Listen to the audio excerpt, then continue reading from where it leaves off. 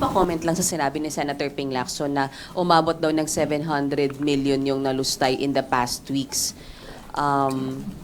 Dahil doon sa mga nangyaring kaguluhan, walang nag-boycott sa session, walang hearings, and paano nyo po babawiin yung lost time and yung Well, kinumpute namin ang budget ng Senado per day is about 24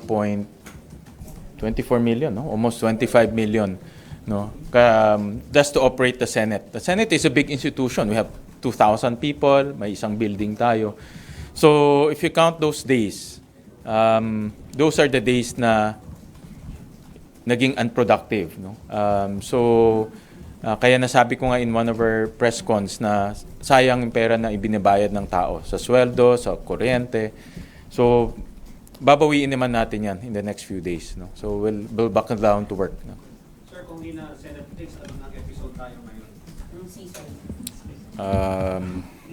Back to work season.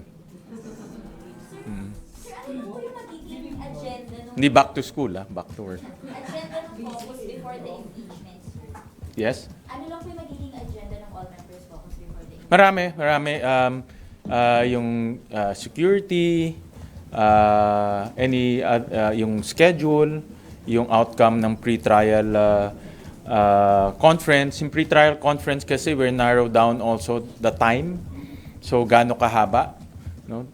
So, and then, it will narrow down also the day itself, kung sinong testigo ang ipepresenta, anong ebidensya ipepresenta.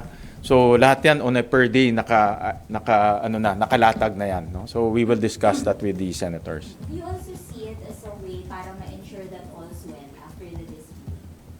Yung caucus na yun, sir? Yes, what do you mean?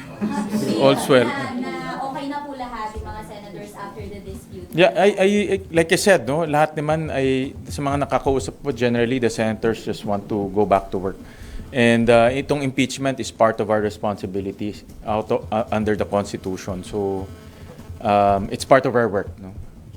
SP, Kaya nga sir. magiging dalawa yung trabaho namin, impeachment and legislation.